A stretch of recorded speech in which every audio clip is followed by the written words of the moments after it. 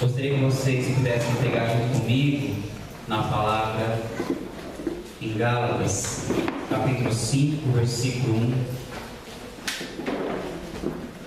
Gálatas 5, versículo 1.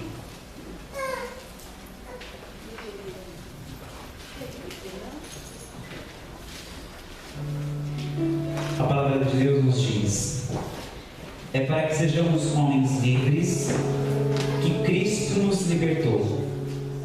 Ficai, portanto, firmes e não vos submetais outra vez ao jugo da escravidão. Para quem não encontrou, Gálatas 5, versículo 1, vai se encontrando e refletindo sobre isso que o Senhor quer nos dizer hoje.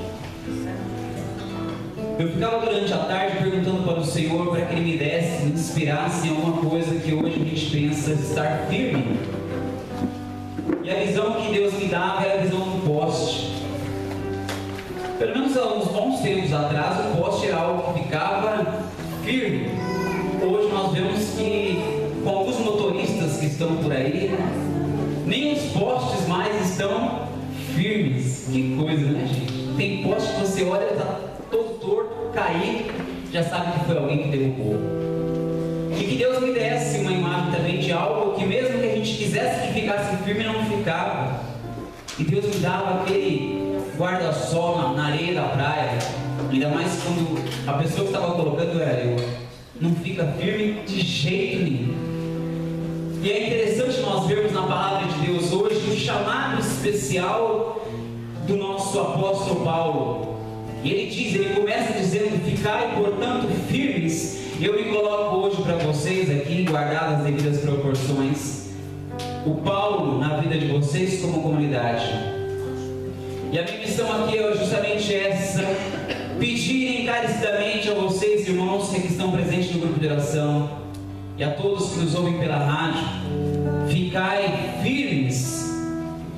E a gente imagina que quando se pede para ficar firme é para aguentar. Alguém já falou para você: fica firme? Pergunta para quem está do seu lado: alguém já falou isso? Fica firme? Fica firme. Ou seja, em outras palavras, aguenta. Aguenta firme. Quando a pessoa fala para você: fica firme, aguenta firme, é porque algo vem de forma bombástica para você, algo vem para querer te derrubar. Então a pessoa já fala para você: olha, fica firme, aguenta firme e supera o que está acontecendo contigo. Paulo, vendo tudo isso acontecendo lá na Galácia, juntamente com a comunidade dos Gálatas, ele diz para eles: olha, ficai firmes. No mínimo eles já ficaram: poxa vida, algo veio, ou algo até mesmo já veio. Aqui nós temos então, ele diz: não vos submetais outra vez ao jugo da escravidão. Esse povo ao qual Paulo está pronunciando a palavra, está partilhando, está anunciando e reafirmando a fé em Jesus Cristo, eles tinham então a companhia daqueles que já tinham sido convertidos, os judeus, se chamam judaizantes. São judeus cristãos da época, já eram convertidos ao cristianismo, mas que ainda arrastavam consigo toda a sua tradição, a sua cultura judaica. E eles então não queriam, somente com esse povo, que eles conhecessem a fé e permanecessem na fé em Jesus Cristo. Eles queriam, primeiramente, que eles se tornassem judeus, e depois judeus cristãos. E Paulo diz a eles: olha, basta a fé em Jesus. Basta. Tanto que ele começa dizendo que sejamos livres em Cristo que nos libertou. Foi um alerta de Paulo a essa comunidade, para que eles aguentassem firmes e não mudassem de opinião devido àquilo que eles estavam escutando, justamente em cima das leis. Esses judeus convertidos ao cristianismo estavam colocando as leis, as diversas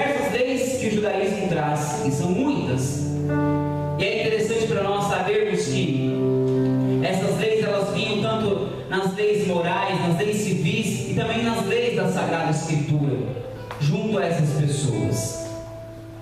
Eu pergunto para você e gostaria que você perguntasse para o seu irmão: você é judeu? Vocês são judeus?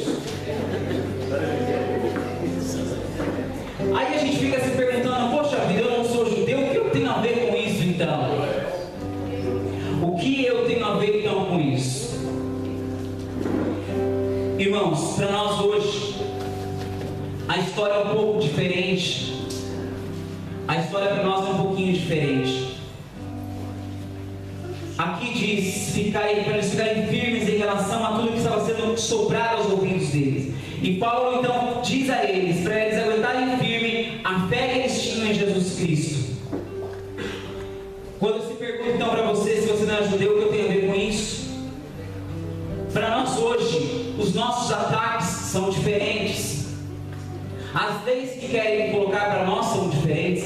Por isso eu disse quase há pouco para vocês que eles queriam introduzir as leis morais, as leis espirituais e as leis civis.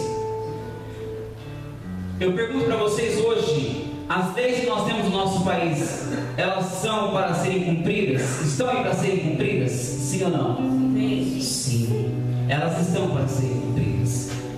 A advertência que Paulo nos faz hoje é que essas leis não podem e não devem confrontar com a fé que nós temos em Jesus Cristo.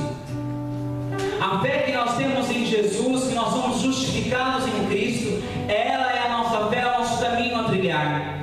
As leis estão aí para serem cumpridas e obedecidas, sim, desde que elas não entrem em confronto com o nosso Cristo, desde que elas não nos escravizem. E é justamente isso que está acontecendo nos nossos dias de hoje.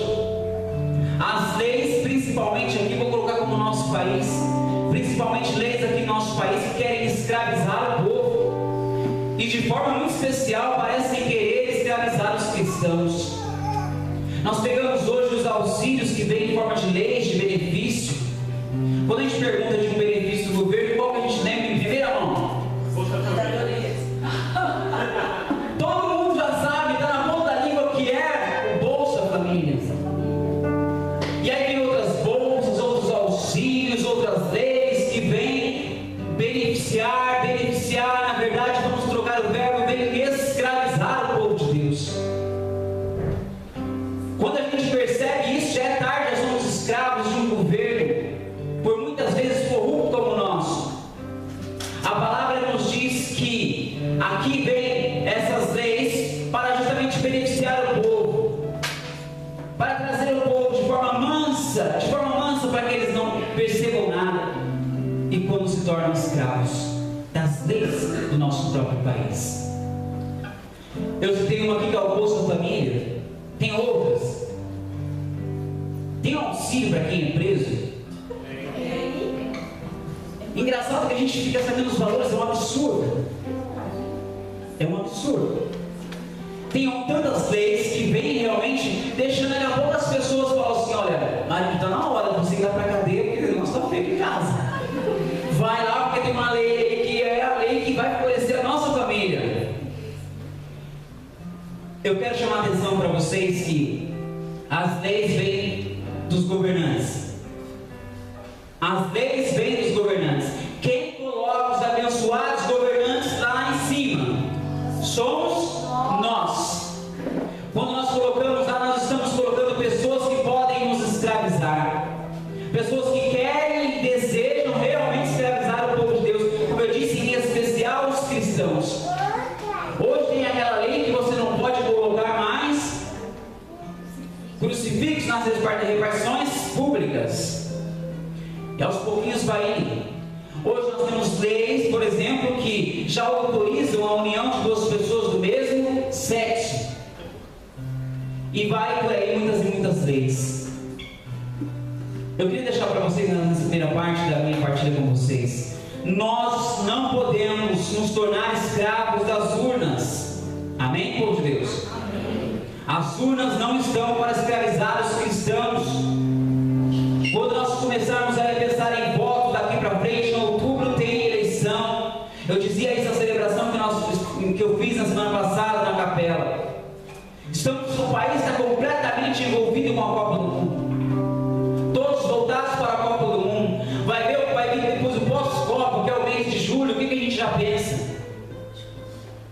Julho é mês do quê? As mães, os pirueiros, as famílias, às vezes no mês de férias. Aí já passa agosto, aí já vem mais uma coisa, setembro, outubro é eleição.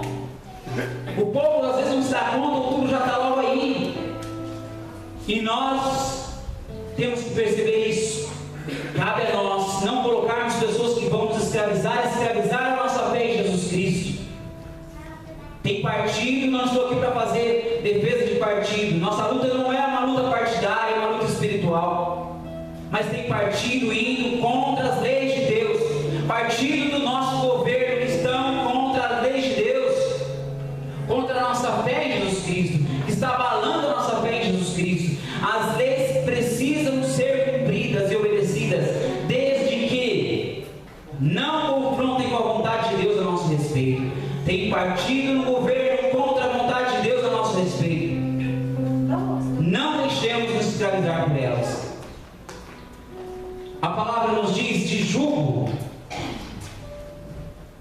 Alguém sabe o que é um jugo? Pergunta para o irmão.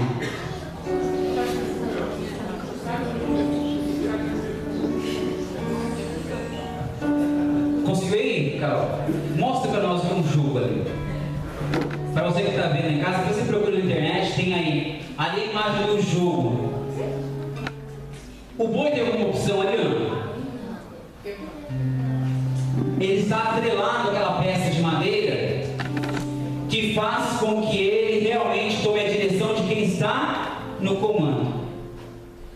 A palavra jugo diz que é uma peça de madeira ali. Deixa eu pegar a tradução aqui rapidinho para vocês. Uma peça de madeira colocada sobre a cabeça dos bois e que os atrela a uma carroça arada de cedro. É isso aqui, a cana. Sentido figurado para nós: situação de submissão a alguém por meio de violência, sujeição. Este é o sentido, o significado da palavra jugo. E a palavra nos diz, Paulo nos diz que para ficarmos atentos e não submetais outra vez ao jugo da escravidão, daquela forma como escravos, da forma figurada, ou seja, sujeitos, uma sujeição às práticas da violência. O mundo hoje quer nos escravizar. O mundo quer nos escravizar. Eu ficava me perguntando ali no momento da oração, mas Senhor, por que o mundo quer nos escravizar? Justamente pela causa maior, que é tirar e arrancar de nós a nossa liberdade, tirar de nós o nosso bem maior, que é a nossa fé em Jesus. Por isso que o mundo deseja e deseja ardentemente tirar realmente a nossa liberdade, quer nos escravizar por isso, para perdermos o foco, perdermos a nossa visão em Jesus Cristo. E quando a gente diz que o mundo quer nos escravizar, é muito ampla a palavra, e por muitas vezes nós não nos colocamos nessa situação. O mundo quer me escravizar, mas eu não vou deixar me escravizar não. O mundo quer me escravizar, vai escravizar o outro, a mim não. Eu pergunto para você, meu irmão, quem aqui tem celular? Levanta a mão. Opa, já veio até junto, né? Que coisa, olha. Quem tem celular aí? Quem tem uma TV? Quem tem internet? Jesus. Glória a Deus pelas pessoas que nos acompanham pela internet.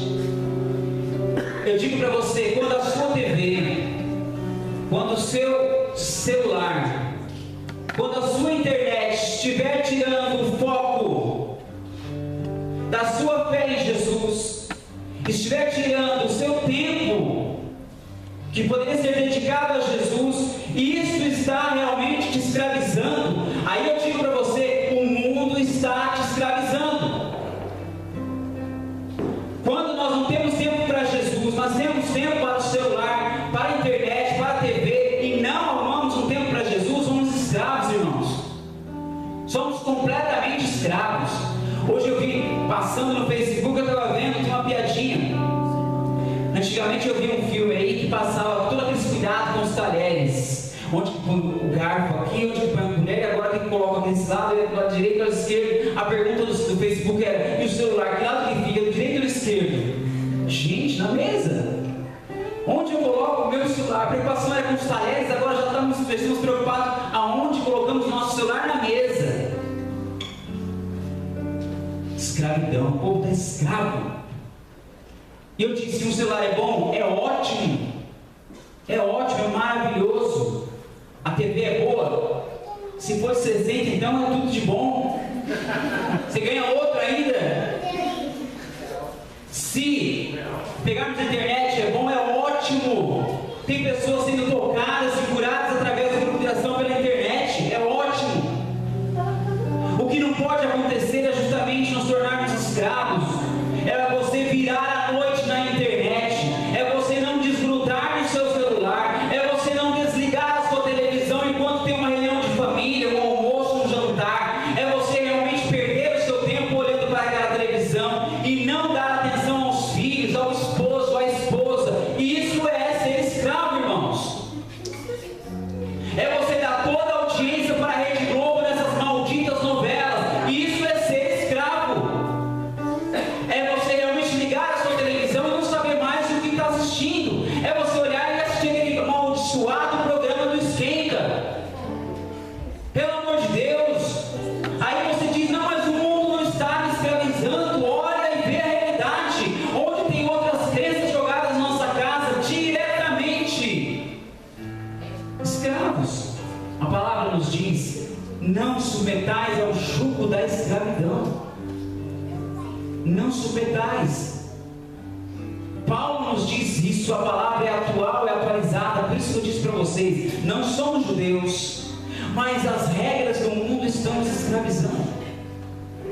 O mundo está ali, alfinetando. Eu digo para vocês, e sempre costumo dizer isso em comunidade por onde eu vou: nós temos que parar com essa mentalidade que a nossa luta é uma luta assim meio física, com as coisas daqui. Não, a nossa luta é espiritual. A nossa luta é espiritual. E nós estamos travando uma luta e por muitas vezes estamos perdendo. Eu ficava ali atrás no grupo de oração, nesse instante de oração, eu ficava: Jesus, misericórdia. O povo está sendo oprimido, escravizado.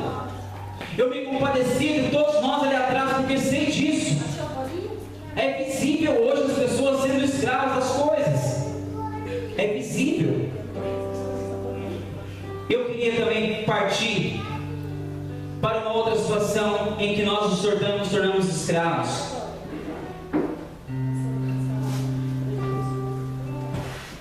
A TV nós falamos da internet, falamos do celular. O pecado tem escravizado o povo de Deus. Se nós pegarmos a palavra aqui, a mesma palavra que nós estamos lendo, do outro lado, ela vai nos dizer, no versículo 13: vós, irmãos, fostes chamados à liberdade. Não abuseis, porém, da liberdade como pretexto para prazeres carnais. Pelo contrário, fazei-vos servos uns dos outros pela caridade. Porque toda a lei se encerra num só preceito: amarás o teu próximo como a ti mesmo. Mas, se vos mordeis e vos devorais, vede que não acabeis por destruirdes uns aos outros. Digo, pois, deixai-vos conduzir pelo Espírito, e não satisfazeis os apetites da carne, porque os desejos da carne se opõem aos do Espírito, e estes aos da carne, pois são contrários uns aos outros. É por isso que não fazeis o que queríeis. Se, porém, vos deixais guiar pelo Espírito, não estáis sob a lei. Ora, as obras da carne são estas. E aí Paulo nos dá uma relação das obras da carne que nos leva ao pecado, que nos leva à escravidão. Eu queria tocar em dois pontos para vocês nessa partida. A palavra nos dá a direção. A palavra nos dá a direção. Nós temos que ser um povo conduzidos pelo Espírito Santo. Quem vem ao grupo de oração sabe disso, que nós clamamos e pedimos todo sábado, que desça sobre nós a unção, a sabedoria, a força do Espírito Santo. É por Ele, é na ação do Espírito que nós vamos caminhar conforme a vontade do Senhor.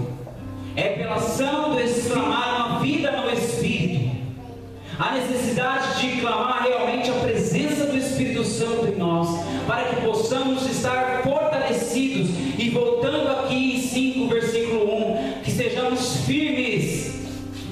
É assim que nós vamos aguentar tudo aquilo que vier ao nosso encontro e querer nos derrubar. Vida no Espírito. A vida no Espírito vai confrontar a vida na carne. Aqui diz para a gente segurar os apetites da carne. Quando a gente fala em apetite, é desejo da carne. É difícil de segurar o desejo de comer um pudim? Mulheres, é difícil? Meu, muito difícil. Só que isso é prazeroso para nós? Vai nos fazer tanto mal assim? Pudim é bom demais. Pudim é tudo de bom. A palavra nos diz que nós temos que nos segurar os desejos, os apetites da carne, os apetites, desejos pecaminosos. Irmão, irmã, quando a tua carne quiser comer um pudim, dê pudim à sua carne. Quando a sua carne quiser comer feijoada, dê feijoada à sua carne, desde que você possa. Quando a sua carne quiser um suquinho de laranja, ela pede? Dê. Quando a sua carne pedir um chocolatinho da banquinha, uma coxinha da lanchonete, dê, pelo amor de Deus.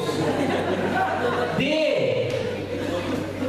No final aí a sua carne vai pedir um chazinho da Norma, que está ali na garrafinha verde, dê para o seu corpo o chazinho da Norma. O que a gente não pode dar para a nossa carne são justamente os desejos, apetites pecaminosos. Aquilo que vai nos levar para o inferno como escravos da carne. A relação está aqui, então, que a nossa carne vem pedindo para vocês. Quem quiser acompanhar, acompanhe comigo. As obras da carne são essas no versículo 19: fornicação, impureza, libertinagem, idolatria, superstição e inimizades, brigas, ciúmes, ódio, ambição, discórdias, partidos, invejas, bebedeiras, orgias e outras coisas semelhantes. Por acaso nessa leitura você percebeu, identificou alguma coisa em você? Partilha com quem está ao seu lado. Identificou uma palavra?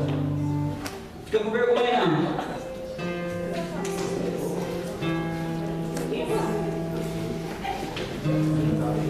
Se nós lermos da seguinte forma e pensarmos hoje que a nossa carne nos pede a fornicação, que a nossa carne está nos pedindo a impureza, a libertinagem, eu vou dizer para vocês, juntando essas três palavras, vou dizer realmente como cristão, como mensageiro de Deus aqui nessa noite, como eu disse no início, Paulo nessa comunidade. Essas três palavras conseguem reunir muitas coisas que as pessoas estão fazendo, achando que está sendo feliz por ter a sua opção sexual. Muitas pessoas estão realizadas. Muitas pessoas fizeram a sua opção sexual sem olhar Gálatas 5, versículo 19 seguintes. É nesse sentido, a carne está pedindo. Já tentei cartista, já tentei 3 casamentos, não deu certo, vou partir agora para o outro lado. Quem sabe não sair a minha felicidade? Junta as 3 palavras e vê o que significa junto as 3 a essa atitude, a essa prática. Sempre lembrando que eu não estou condenando a ninguém, mas as práticas da carne. Descendo um pouquinho mais, nós vamos ver idolatria, superstição. Idolatria, superstição. O povo atendendo os apetites da carne, idolatrando a tudo. Superstições, ainda tem muito disso. A idolatria, eu quero só passar rapidinho e dizer que estamos hoje idólatras, idolatrando muitas empresas, muitos cargos, muito dinheiro. O povo cristão está se deixando escravizar no apetite da carne no que diz respeito a isso. O desejo, a carne está pedindo cada vez mais a ganância. A carne está pedindo realmente o poder. A carne está pedindo um cargo, uma função, e vai indo, e vai indo, e vai indo. Isso é idolatria. Estamos idolatrando empresas e tudo mais. Se eu estou mentindo no final, eu vou estar à disposição para conversar com cada um de vocês.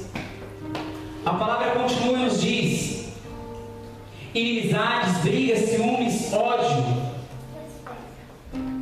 Pergunta para quem está do seu lado: já teve alguma inimizade? Por acaso aí você parece mais do fundo assim? Por acaso você tem alguém agora assim? Tem alguém que a tua carne está pedindo para você ser inimigo dela? Quantas vezes nos declaramos inimigos uns dos outros? Declarados. Brigas, ódio, aquela velha frase: eu odeio. Isso é o pedido da carne. Não atendamos a esse pedido. A palavra continua e diz: ambição, discórdias, partidos, invejas. Ambição, discórdias, partidos, invejas. Já inclui muito naquilo que eu falei. Quantas vezes somos invejosos? Esses dias eu brincava com um irmão de comunidade. Eu sei que o sonho do meu irmão era adquirir um carro. E ele falou a marca.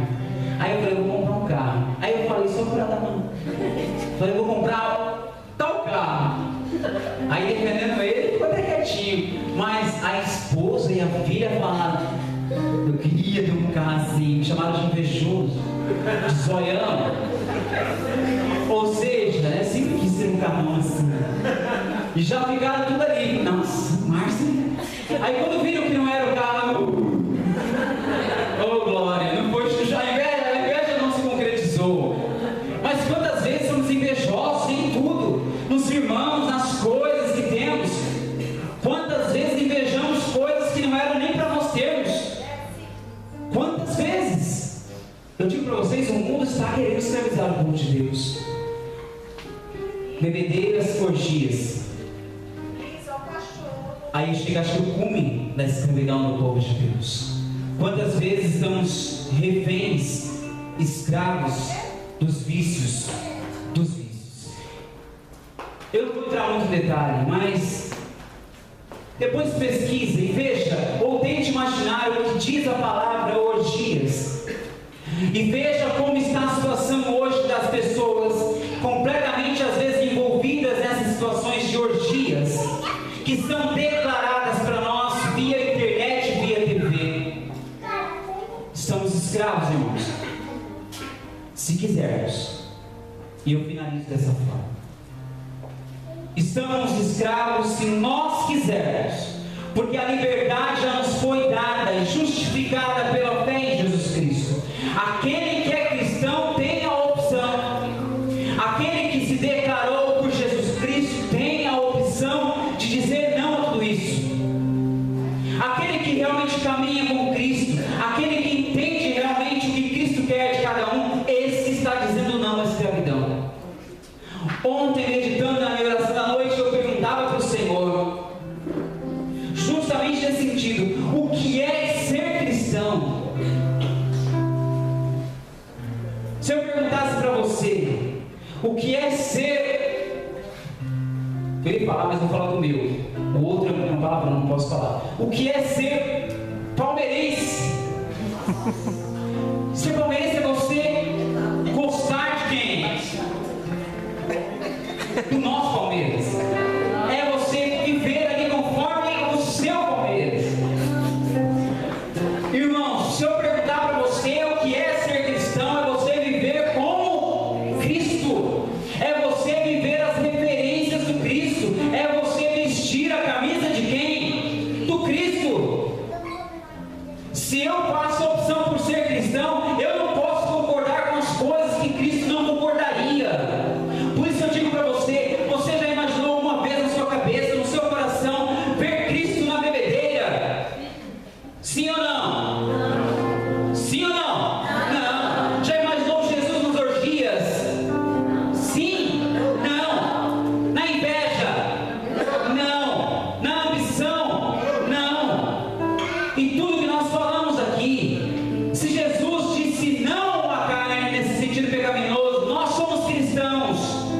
pessoas que também querem dizer não. Amém? Amém. Diga um amém convicto, amém?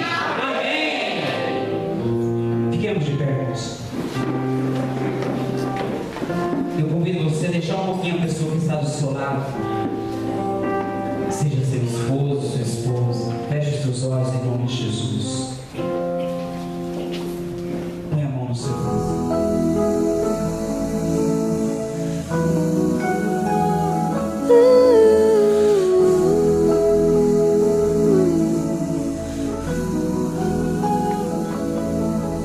Senhor, toma minha vida nova antes que a espera desgaste anos em